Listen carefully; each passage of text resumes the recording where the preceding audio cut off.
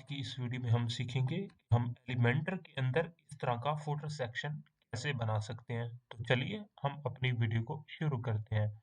तो आपने इस वीडियो को लाइक करना है और चैनल को सब्सक्राइब करना है और वीडियो को मुकम्मल देखना है ताकि आप इस तरह से सही तरह का सेक्शन बना सकें। फुटर बनाने के लिए हमें एलिमेंटर के अंदर थीम बिल्डर में आना होता है। तो थीम बिल्डर के अंदर आपको यहाँ पर मुख्तलिफ ऑप्शंस हैं। हेडर है तो उसके बाद यहाँ पे आपने फुटर है।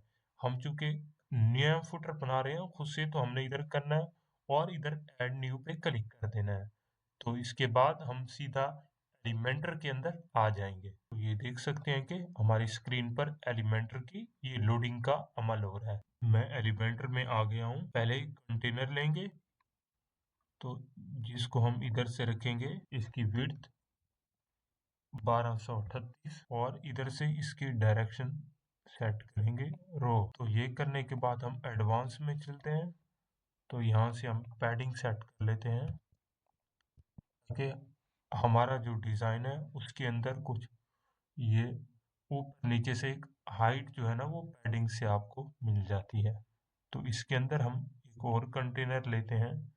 तो आपने अपने डिज़ाइन के लिए फ्रेम को बेहतर तरीके से बनाना है तो इसको भी हम रो कर देते हैं। तो इसके बाद हम इसके अंदर एक और कंटेनर लेते हैं। तो इस कंटेनर को हमने करना है इधर से इसका मार्जिन रख देते हैं जैसे 9 का मार्जिन रख देते हैं और इस कंटेनर को हम रखते हैं डायरेक्शन ये वर्टिकल, कॉलम वर्टिकल। तो अब हम ये करते हैं कि हमें 4 कंटेनर चाहिए तो हम इसको डुप्लीकेट, इस तरह 3 आ गए हैं, एक मजीद हमें चाहिए। तो अब हम इनके अंदर कौन कौन सी चीजें जो है ना वो ऐड करनी है। यहाँ से आपने प्लस पे जाना है ऐड एलिमेंट। तो पहले आएगी हमारी हेडिंग। तो मैं यहाँ पे अपनी हेडिंग को तब्दील कर लेता हूँ और यहाँ से हम इसकी करते हैं। अब यहाँ से HTML इसको 4 कर देते हैं और इधर से हम आते हैं इसकी टाइपोग्राफी को कर लेते हैं। इधर से मैं इसको कर देता हूँ जैसे 19 और यहाँ से इसको कर देता हूँ 27 कर देता हूँ। यहाँ से मैं कुछ इसका वेट भी रख लेता हूँ, 500 का रख लेता हूँ, 500 से 600 का रख लेता हूँ। तो ये करने के बाद हमें ये नीचे एक एलिमेंट लेना है आइकन लिस्ट, ताकि ये जो हमारा जो मेन्यू है ये कुछ वर्टिकली जो है ना ये ऊपर नीचे आइटम है। इस तरह से हमने यहाँ पे हम जो है ना वो कौन कौन सी हेडिंग्स हैं तो हम यहाँ से उनको तब्दील कर लेते हैं। जैसे पहले अबाउट, हमें चूंकि ये 7 आइकन नहीं चाहिए तो इधर से डिलीट कर देना है। तो इतना करने के बाद मैं इसको भी डिलीट कर देता हूँ, इसको भी डिलीट। इसकी हम कॉपियाँ कर लेते हैं। एक कॉपी इसके अंदर मैं तब्दील करता हूँ। मैंने अपना ये जो एक जो है ना ये कंटेनर का जो सेक्शन है वो मैंने बना लिया है। तो उसके अंदर मैंने इस तरह से आप इनको लिंक भी कर सकते हैं। तो इस तरह से अब हम स्टाइल में चलते हैं। यहाँ से अगर आप इनलाइन करना चाहें तो इस तरह अगर आपका होता तो इनलाइन भी कर सकते थे। हमारा चूंकि डिज़ाइन इस तरह नहीं है तो मैं इसको ऐसे कर देता हूँ। और इधर से कुछ अगर आप स्पेस रखना चाहें जैसे 6 का स्पेस रख देते हैं। तो इधर से हम ये आइकन का साइज हमारा चूंकि आइकन नहीं है टेक्स्ट, इधर से टाइपोग्राफी हम कुछ कर लेते हैं। जैसे मैं कर देता हूँ 15 और इधर से कर देता हूँ 31 और इधर से मैं फ़ॉन्ट ले लेता हूँ, एरियल ले लेते हैं। आप अपने हिसाब से कोई भी फ़ॉन्ट यहाँ से।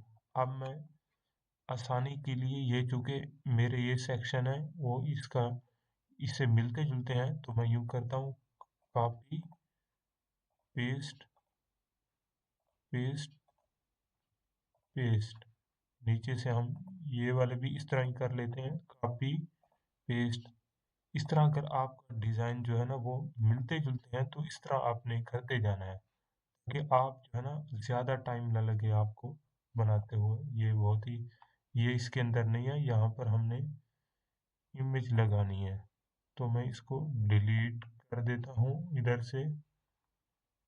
अब मैं जल्दी से अपनी जो है ना हेडिंग को तब्दील कर लेता हूँ। तो मैंने अपनी हेडिंग और ये टेक्स्ट को तब्दील कर लिया। तो यहाँ पर हमारी थी एक इमेज। तो अब हम इधर एक इस तरह की इमेज लगाते हैं। तो इधर हमने प्लस पर दोबारा से दबा देना है। तो यहाँ से हमने नीचे करना है और ये इमेज का इस तरह से आपने उठाना है।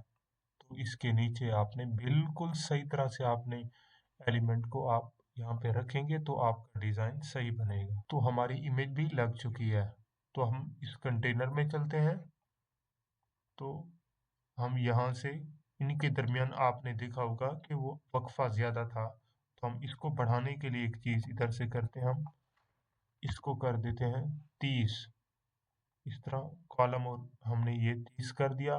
तो इसके बाद हम चलते हैं, हमारी जो ये जो आपको इमेज दिखाई दे रही है इसका साइज बड़ा है। तो हम इधर से पिक्सल सेलेक्ट करके इसको कर लेते हैं। अब हमारा ये जो आखिरी सेक्शन है हम इसको बनाते हैं। ये बन चुका है। तो इसके लिए आपने ये करना है, फिर से एक कंटेनर लेना है।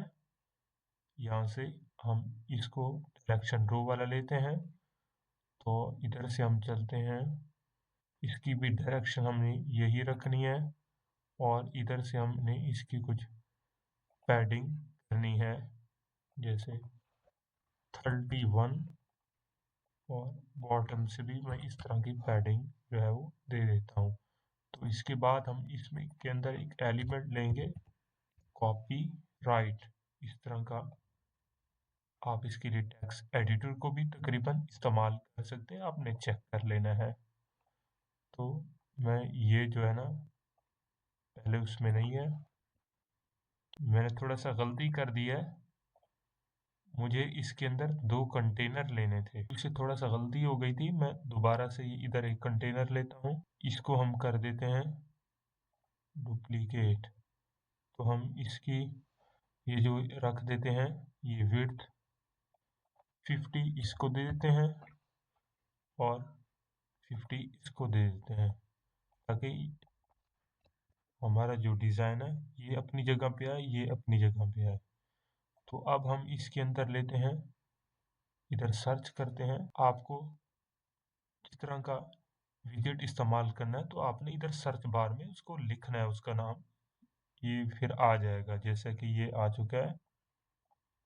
तो इधर से मैंने इसको ख़त्म करना है क्योंकि यहाँ तक था, ये इसके अंदर आना चाहिए। अब ठीक हो गया है।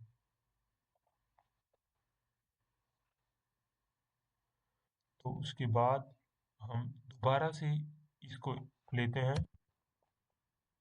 तो अब मैं शुरू वाला ख़त्म कर देता हूँ। तो जी हाँ, ये देख सकते हैं कि हमारा जो फुटर है वो अब मुकम्मल तौर पर तैयार हो चुका है।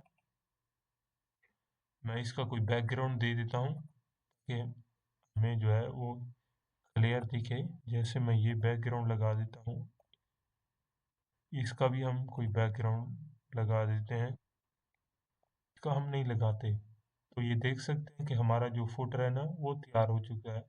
हम इसको रेस्पॉन्सिव में चेक करने के लिए टैबलेट के लिए चेक करते हैं।